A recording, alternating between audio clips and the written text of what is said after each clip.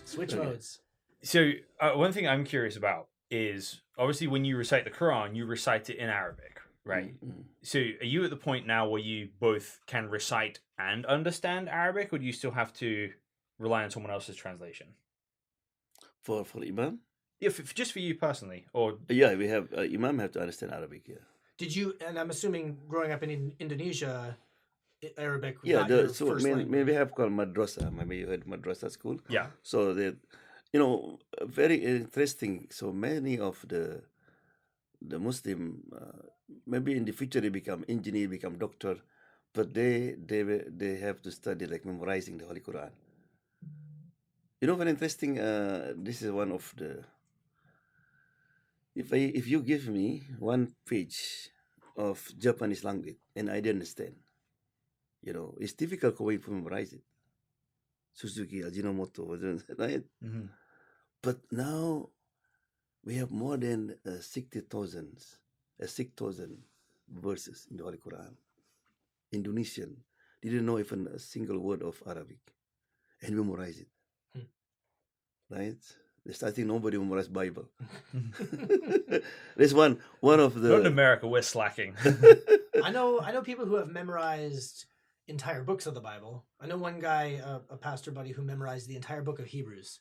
Yeah. And recited it from memory. Right. Others who have committed, significant portions. Oh, who's the guy? There's somebody I read about that had memorized the entire book of Genesis. Because there is a level in when it comes to Quran, and all you get blessing from God. Number one, just reciting. Every letter you get 10. If I said Alif Lam Mim ALM, you get 30 blessing, reward from God. And then you're reciting with understanding. That also elevate the reward. So therefore, why it is Muslim always with Quran. They pray with Quran. Before sleep with Quran. So the Quran always become. But when they say Quran, only in Arabic. In English, not Quran. They call translation. Because the Bible, whatever Bible, they call Bible. In Indonesian, right? Quran only in Arabic. Mm-hmm.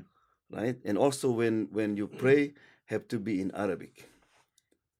Because when you translate, that's not God's word. Not God's word. It's become, somebody who translated. Because you cannot translate the Quran. Because if I said, for example, Bismillahir Rahmanir Rahim, in the name of God, the most gracious, the most merciful. But the word Rahman, not only merciful, maybe I take 1 hour to just expand it. And also, as a Muslim, whenever you go, and wherever you go, you know what people are doing. Suppose you go to Mexico, you go to Thailand, or you go to mosque, you're going to hear the same rhythm, the same word that you hear here, over there. You see the word, Waladolin Amin, right? Because the same Quran. But if you go to China, you go to church, they speak Chinese, right? So that's beauty of why we have to read Quran. It sounds very unifying. Unify, yeah. Mm-hmm. Yeah. So you know what they're doing. But then Muslim have, because there's one verse, it's the one chapter you have to read when you pray. That's the first chapter. They call the opening. Right? And also if you translate, everybody have different translation. Even in English. Mm-hmm. Like I said, Bismillahir Rahmanir Rahim, in the name of God, the most gracious, the most merciful. I didn't like that. I said, in the name of God, the most compassionate, the most kind. That's the same. And also you cannot sing it. Because Arabic, you can make it long. Alhamdulillahi Rabbil Alameen, Ar-Rahmanir Rahim. So that's the language. Yeah. So on the one hand, there's kind of this uniformity around the world with that. On the other hand, though, because you must be, my guess is at MAPS, you're one of the few people that would actually be able to read and understand, say, Fusha, right? Yeah. So that must mean that there's you're like the bottleneck of information. You have a ton of people asking you Arabic questions because there's not many other people to ask. No, because they have many Arab here from Egypt, from others. Of course, they didn't understand deeply, but at least, you know, yeah. But it is true. So have to be studied for that reason. Yeah.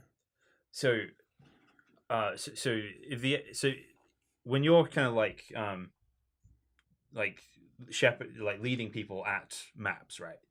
Would you hope that everyone starts the journey of like learning Arabic as a language, or is that something only some people are kind of called to do? We have different. We have brother Adam Jamal, so he's specific to open the class for Arabic. We want to learn Arabic, and also we encourage the youth especially to learn Arabic. And also we have sometime after prayer in the morning, everybody have the Holy Quran, and I'm there, and then I explain every word, for example. Yeah. So basically, because the Quran in Arabic and the Prophet tradition Sunnah in Arabic, so this is encouraging people to learn Arabic. And also Arabic language has different levels. Right. Yeah. So by learning Quranic Arabic, you can't necessarily go and like order shawarma in Cairo. Yeah. So for you, right? How do you relate to like the original languages of the Bible? Yeah. So I have done in my schooling, I have had to learn for 1 year biblical Hebrew and biblical Greek. So that makes me just knowledgeable enough to get myself into trouble, but not to always be helpful. The original languages, I was trying to look it up. I was thinking of the description that God gives of himself to Moses on Mount Sinai, the Lord, slow to anger and abounding in steadfast love and kindness. That one word you mentioned about, you could spend an hour on the one word. It's very similar in that description. The biblical word chesed, the Hebrew word chesed, often gets translated as either love or mercy or loving kindness, but it's this really big, complex word that doesn't just have one singular word in English that can translate it. In fact, I've actually listened to 2 podcasts in the last few months that both just spent an hour talking about just the word chesed, because there's an element of loyalty to it, right? It's the Lord's chesed is covenantal loyalty, that the Lord keeps his promises, but there's also an element of affection behind it. I'm not just keeping my God doesn't just keep his promises because, well, it's what I said I would do, but he loves his people. He cares for his people. So that's why the God of the Bible is said to be a God of chesed. So the original languages, one of the things, it's interesting that it's hard to maybe think about this as a non-Westerner, but I even just referenced this last Sunday in my teaching, the idea in the book of 1 Corinthians that the followers of Jesus are one body with many parts.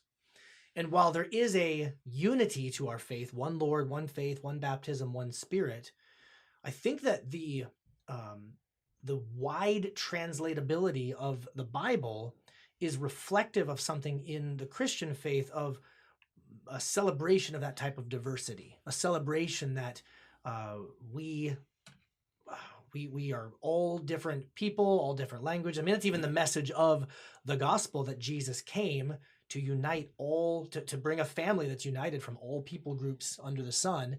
And you see that portrait in Revelation, you can see that the people look different. They're speaking their own languages. There's this diversity in the family of Jesus that I think is a really beautiful thing. I also think it's really interesting that in particular, the New Testament was written in Koine Greek, which is the common language of the day. There's different types of ancient Greek. There's classical Greek, and Plato, and there's rhetoric, and there's fancy, formal Greek. This was the commoner's language, Koine Greek. And it makes it's still difficult to translate into other languages, but it really does make it easier than other languages could have been. And I think that's part of, in God's providence, to have the scriptures, the Bible, be written in that language that could then be so easily translated into all the other languages of the world. I think that's a really cool thing. I think it's a really, it's a fascinating thing to ponder. So I think I think, right, Yeah. in the difference in the books, we may have come across like a kind of theological uh, difference, kind of reflected, right? Mm. Because in Islam, right, Allah communicates through messengers, right, and communicates to Muhammad through the angel Gabriel, and there's this um, there's this otherworldliness, this complete Allah being completely different than anything in creation, right? And so the Quran in the Islamic thinking kind of reflects that. It's this, It stands alone. stands alone. It's this, unapproachable thing. Um, whereas we believe God is by nature like that, but the New Testament being in Koine Greek kind of reflects what we believe about God becoming a man in Jesus, right? That he doesn't come to a palace, he comes and lives with the poor. So how much do you guys think that the nature of God as in the Islamic system and the Christian system affects the way we think about how we approach like reading the scriptures? Yeah. I think that's very important subject because we believe as Muslim that uh, that every prophet came is not to tell their people that there is God, because by nature they know who's God. But the problem is who is God, Right. right? So therefore, when the disbeliever asked Muhammad about who this God, who their father, so they still have a concept that God have relationship with the others. So in chapter 114, he said, sorry, 112, in Arabic said, قُلْ هُوَ اللَّهُ أَحَدٌ اللَّهُ الصَّمَدُ لَمْ يَلِدْ وَلَمْ يُولَدْ وَلَمْ يَكُنْ لَهُ كُفُوًا أَحَدٌ. Say, O Muhammad, He is Allah. His name is Allah, the one, the only, the eternal. He's not beget nor begotten, and no one like unto him. It's very clear. So to be God have to be one, the only, right? No, if we let we see the God the people worship in the world. Is he the one and the only or not? For example, Buddha. You find people like Buddha in Mongolia. Jesus, you'll find in Austria and in Germany, blue eyes, blonde hair, you know. So he cannot be God because he's not the one, the only. God has to be the one. And it's not beget, not begotten. No father, no mother. And no one like unto him. Right? So this is what we Muslim believe, that every prophet teaching that one. Right? So we believe that even the follower Jesus used to say there's only one God, and Jesus the messenger of God. Right? And the Quran expanded why Jesus, for example, no father. The Quran said the similitude of Jesus is like Adam. So the first God created Adam, no father, no mother, right? And then created what? Eve, only from father's side. Then, so one thing God didn't create, human being without father. So he created Jesus. So therefore, very interesting. Jesus by name mentioned 25 times. The same with Adam. Exactly 25 times. Right? So therefore, if somebody worship Muhammad, so it's why in Islam is the greatest sin where somebody puts somebody a partner with God. Somebody have a power like God. So therefore, Muhammad always, he loved to say a slave of God, Abdu, right? And also there's in every chapter in the Quran, they always talk about the oneness of God. Because when somebody become Muslim, what do you have to say? You have to say like this: Ashhadu an la ilaha illallah. I bear witness, I testify that there is no God but Allah. So I don't, if somebody said, I believe in God. That's not enough. The first thing you have to deny that. La ilah. There is no God. Muhammad is not God. Jesus is not God. Musa is not God. Because the problem human being is not to believe in God, to deny the other God. That's the problem. So to believe in God, everybody, even the Quran, when he said when you ask the Makan, disbeliever, right? Who created heaven and earth? They say God. Who provides you is God. But then when they worship statue because the mediator. So therefore, when Muslim pray every day, there's word always repeated. Iyyaka na'budu wa iyyaka nasta'in. You alone we worship, and you alone we ask for help. He then said, we worship you, you alone. Because I said to my wife, said, I love you, but maybe I love the other two. But I say, you alone, khalas. There's only you. Yeah. So I want to take this moment to plug our episode from 2 episodes ago on Tawhid and the Trinity, that you can go back and watch for a more in-depth discussion of this.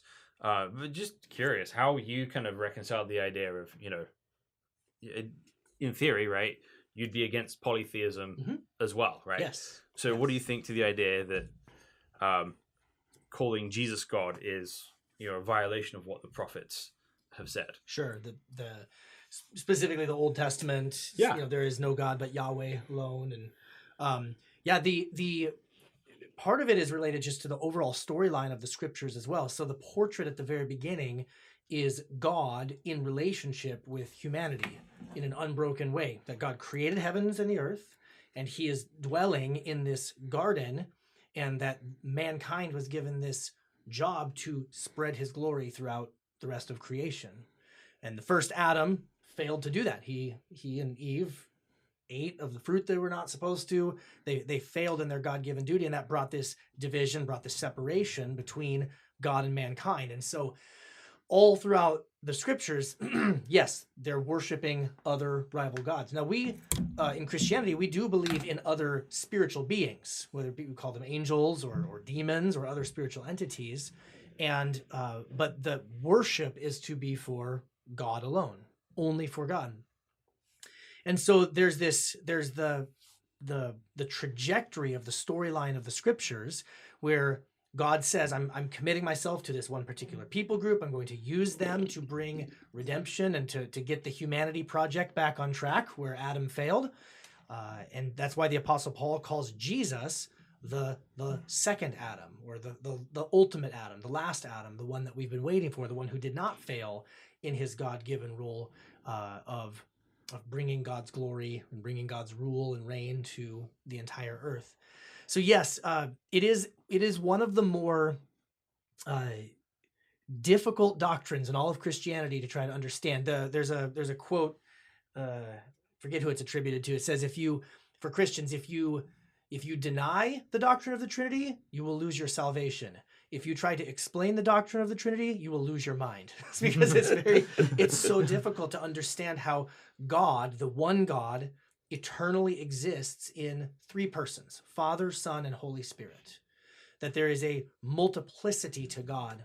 And actually, I listened to a scholar who's a Jewish scholar, not a Christian scholar at all, discussing the idea of the multiplicity of God that is present all throughout the pages of the Hebrew Bible, of the Old Testament, prior to the coming of Jesus.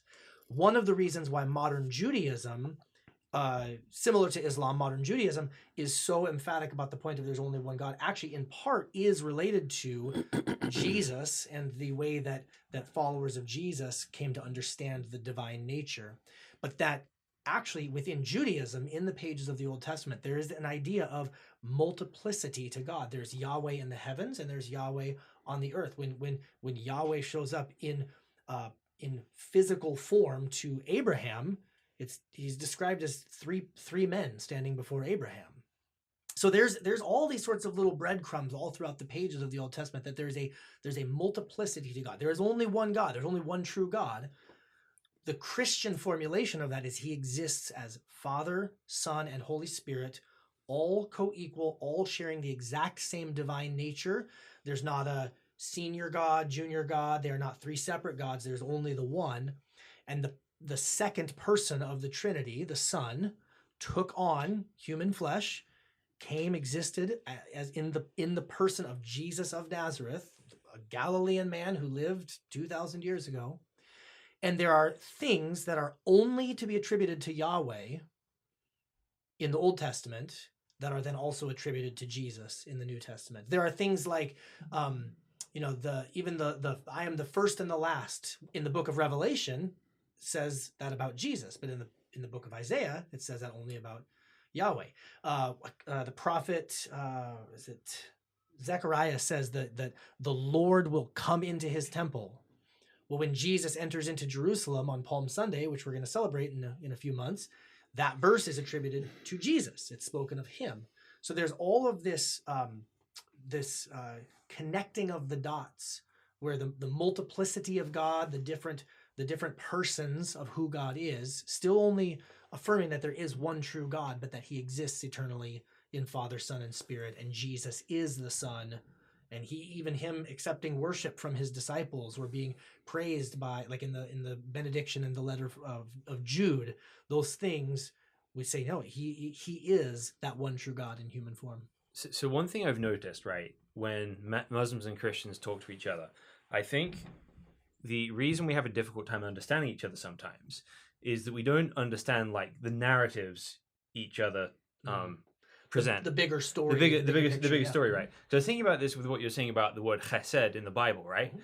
But even if you don't understand the word, if you read the Bible, you can kind of get it. Yeah. Right? You don't have to know Hebrew and understand chesed to realize what it means, because you look at God's actions in history. He keeps his promises. He really loves his people. Yeah. So for the non-Muslim watching this show, right?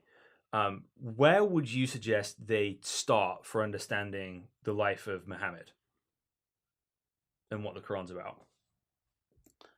Yeah. Number one, that every prophet didn't know they could become prophets. Everybody by surprise. Moses, he was lost in the desert. And then he started burning bush. And he said, Musa, I am a God. Right? So by surprise. And most of prophets become prophet after they're 40 years old. Only Jesus. Right? So Muhammad the same. So Muhammad, he looked around. His people was worshipping all type of God. People divided into the have and the have-nots. Woman no value. People used to bury girls, baby. How to change this? But God gave Muhammad, and for 40 years, as a pious man. So everybody know him. And this is so that to gain the confidence, the trust. They call him Al-Amin, the trustworthy. And very interesting, on that time there is no deposit box, there's no bank. The Arab, when they're traveling, they have like jewelry, diamond, they put it at Muhammad's house because he trusts him. Right? So then, before God appointed him to become prophets, when he was, I think, 38 years old, God gave him some sign. Like, for example, a tree talked to him. Like, hey, Muhammad, how are you doing? Right? So, because he's going to communicate with the angels, and the rock also sometimes salute him. And also, she used to had a dream. And then in the morning, he told his wife, Khadija, hey, I saw a dream that your uncle coming. He brought this. And the next day, there's his uncle. Because the revelation sometimes through dream. The dream of the prophet is a revelation. Right? So then Muhammad liked to be alone now. He went to the mountain. When he looked down, he looked his people. They all lost, astray. And look at the sky. And then the angel came.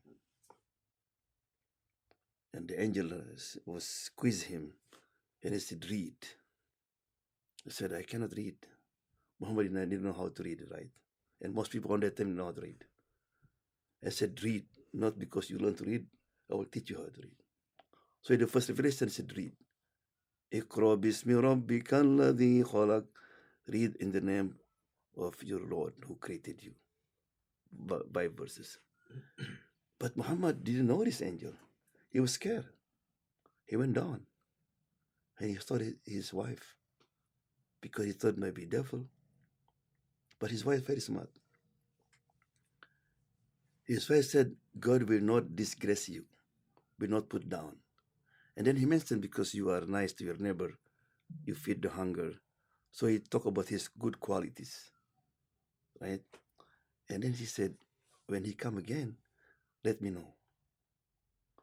So when the angel come, Khadija, lift his skirt to show her thigh. And then Muhammad is still there. I said, no, don't worry, it's angel. If devil like nakedness. So therefore in restroom not naked. Right? But then said, don't worry. Khadija, his wife, has uncle. He's a Christian. His name was Waraqah bin Nawfal, the only Christian in Mecca. And he had a Bible. Let's go to him. So he went to him and told what happened. And Waraqah said, this is the same angel came to Moses, to Jesus. And very interesting, the first one who recognized Muhammad as a prophet, a Christian. That's his wife's cousin, and God let him live. He was 90 years old, almost blind. And after 6 days, he died. Looked like the first one. But he said something. He said, look, people will be against you. And they will drive you away from your city. He was surprised. And it's heaven. Right? So then Muhammad start calling his family and his people. Now, the people knew him, right, before. But now he brought this new religion. And the religion said, worship only one God. He said, there is no God but God. Before I continue, Meccan have many problems. Social problem, economic, belief in all this. And how to solve the problem. If God sent a book about sociology, right? But you don't solve the other one. So God sent one word, one sentence. La ilaha illallah. There is no God but God. And they stop all the problem. And even one of them said, Muhammad, can you find another word? Because what do you mean? There is no creator, no provider, right? No God. No one know everything, right? So this is for them, this is difficult to accept, right? And by this word, so in 23 years, all these people who are against him become his followers. But also, Muhammad SAW was successful not by a word only, by his action, by his example. If you read the book of the Hadith, what the Hadith, the tradition, try to find Muhammad's speech, only little. Even his speech only very short. So therefore, his companion, they call in Arabic called Sahaba, companions. So Muhammad was successful by companionship, by be friend. People see him, know him, right? So therefore, when somebody asks his wife, how is Muhammad character? This question is a strange question because they know him. Why he asked his wife? Because they want to know if Muhammad the same person when he's outside and also inside. Because something might be priest, might be imam. In the front of the mosque, he's super Muslim. But at home, and she cried. She said he was very gentle. At home, the best husband. Sometimes in my speech, I talk to the husband. If you want to know you are a good husband or not, I have to wait until you die. Somebody asks your wife about you. If your wife cry, "Oh, I miss him so much," that means you are a good husband. But if somebody come to your wife after you die, ask about you, and your wife said, "I wish he died a long time ago." That's not a good sign. Yeah. Yeah. So with that though, so the stories you've kind of explained, right? So let's say somebody comes to Maps, they hear you explain that, and they think, "Oh, I really like Mohamad Joban. He's a great guy, very personable. I like the way he explains things." But they want to go check out the story themselves, right? Do you recommend they start with the Quran, Sahih al-Bukhari? Is there like a different book? Is there like a lecture series you suggest? Like, where should someone go to find that information for themselves, right? Because if you just type in "how did Muhammad treat his wife" on the internet, they're gonna find a mixed bag, right? They're gonna find some people saying this is in the Hadith. They're gonna say this is in the Hadith, and so it's just a lot of work to figure out, okay, which is which. Where would you recommend people start that journey of learning? I think learning is by studying, by like you and me, a person. Because sometimes if you look at the website, you will find all kind of information. If somebody come to me, if a Muslim, you have to do something. You find 2,000 websites all against Islam. I said, you're wasting your time, man. Even during Muhammad time, people call him, he's crazy, he's all this. This is always, don't waste your time. Talk about Islam, what Islam is. Let people choose. Because one of the teaching of Islam is said, there's no compulsion in religion. No, you cannot force anybody to be a Muslim. Yeah, my suggestion. But before I continue, when Muhammad conveyed the message, right? And people against him. You understand what I mean? No, if you and me, I forgot your name? James, you are neighbor for 40 years, okay? So one day I came to you, I said, look, Jim, last night I was in the mountain and the angel came to me. From now on, I am not only your neighbor, your friend, but I am a messenger of God. What are you going to say? Being in Christian circles in America today, that's not that hypothetical a question. No. We get people saying that sometimes. And it is true. So you will say, what did you eat last night? Right? It is true. So Muhammad the same. People were against him. But one thing they cannot deny. What's that? One thing they couldn't deny it. What's that? You can guess. I know you for 40 years, you never lie, you never cheat. But you a messenger? I know you. So they deny everything. But one thing they couldn't deny it. What's that? His character? No, the character, no. Yeah, there's no problem. In Islam, there's called in Arabic qasali, righteous. You be righteous, right? That's not enough. We had to also make the other righteous. When you are righteous, nobody against you. But you try to make the other to be like you. Even your own family, something against you. That's what happened to Muhammad. For 40 years, you were a nice guy. When they try to convince them about this new religion. So the one thing that they cannot deny is his speech, the revelation from Quran. Because they know the language. If we are 40 years, you live together, I know my standard. I cannot become Shakespeare just one day. Right? So now, when Muhammad said, قُلْ هُوَ اللَّهُ أَحَدٌ اللَّهُ الصَّمَدُ, right? I said, what? Like, the language of your wife, right? And then your wife talk about like Shakespeare. I said, who was this? They could not handle. I said, yeah. So therefore, my suggestion is somebody who learn the Quran. The first is to read Quran. Because Quran is totally. Hadith sometimes, people, even during the beginning of Islam, a lot of people, they fabricated hadith. They put it all together. But the second one is always have to be through teacher, but learn from a person that you trust, because you cannot be doctor just read the book about medicine. You have to learn about with somebody. Yeah. Yeah. So for you, Yeah. Well, start by reading the Bible, and people will give different recommendations on where to start. I feel like the Gospel of John gets the most publicity. I don't know, John had some good marketing people working for him or something, because most people in America, I'll start by reading the Gospel of John.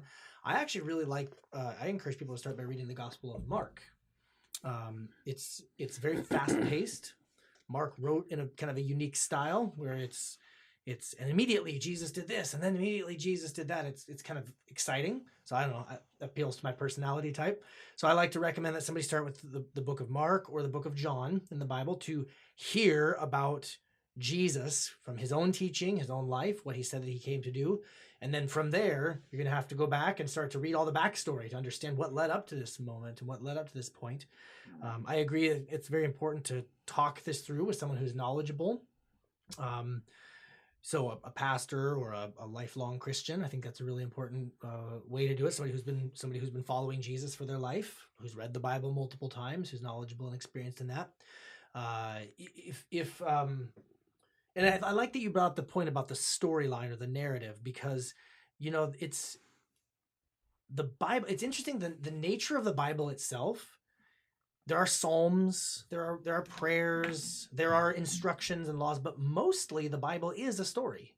The majority of what the Bible is, it tells a story of God creating the world, humanity becoming estranged, Jesus entering into the picture to do the work of salvation that he did. There's some glimpses of the end of the story, and we're kind of living in we've read the whole play. We know how the storyline ends. We're kind of living. We lost one of the acts. We're kind of trying to live it out right now. And so I really like that analogy of just understanding the storyline of the Bible, understanding the story that it tells. But I think for most people, start with one of the Gospels. Start with the Gospel of Mark. Start with the Gospel of John to understand who Jesus is and what he said about himself, what he came to do. That's the best starting point. Awesome. So let's close with this, right? Because I think, having been to MAPS a couple times, right, I was probably under the impression when I first started learning about Islam that if I showed up at an event in the Muslim community, there'd be just sort of suspicion and like, what are you doing here kind of attitude, right? There'd be a why is this random outsider here, right? But in fact, what I experienced was immense hospitality, right? So if we have Christians and non-Muslims who want to get to know Muslims better, right, who want to understand Islam better, would there be a good place for them to be able to come, right? When should they show up at MAPS? I think number one, most have to be like hospital, right? You can imagine if somebody put a banner in hospital, if you are sick, don't come here, right? So this is what MAP for. I mean, anybody, Muslim, non-Muslim, they are welcome to come, right? Because mosque is a place when people that need something, especially spiritually. We have a lot of people, homeless people, need for help. We have people have confused about their belief even among the Muslim, right? So I think, but I think better also, the first is to observe, like you come on Friday, because most people on Friday they are packed with the people, yeah. And then you can also look at their website. In website we have many activities. We have also class for the convert, or people just want to know about Islam, right? And if you already know, like I have class in Arabic called Tafsir Quran, explanation of the Quran is every Sunday, right? Or I want to know Arabic. So there is in website all the activities. Of course, because of the COVID-19, all is through Zoom, yeah. All the activities, yeah. Okay, so you said come on, Friday is a good time to come because that's when Juma prayer Yeah, is Juma with, prayer, with the yeah. actual sermon. Yeah, yeah. What time is that usually? Now we have three. The first one is 12 o'clock. And also broadcasting through Zoom, through Facebook. And then 12:45 and then 1:30. Okay, Three so times. if someone, But now we have to register. yeah, Yeah. to register, but if you do and you go, everyone's gonna be friendly, everyone's gonna be Yeah, nice, yeah. and you'll receive a warm welcome. Everybody, yeah. But of course, something might be people who's this white Curious. man? Yeah. Curious. That's- But in general, people are a welcome. friendly curiosity, yeah. Yeah.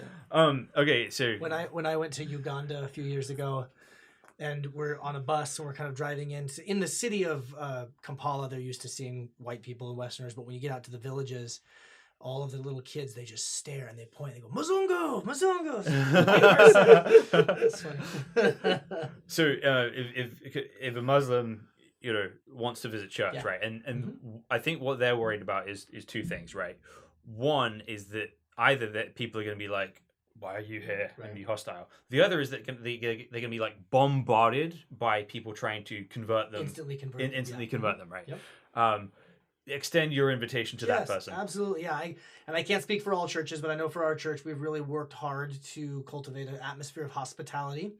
The book of 1 Corinthians itself talks about when Christians gather together that we should expect that outsiders will come. So it is built into Christian worship doctrine that outsiders and people who are not followers of Jesus are going to be there, and we're to conduct our worship in such a way that would invite those people in, to include them and to make that offer. So our church, we've worked hard to try to do that. We have the understanding that there are people at every single worship gathering who are not followers of Jesus, and we want them to be welcomed and invited in and included.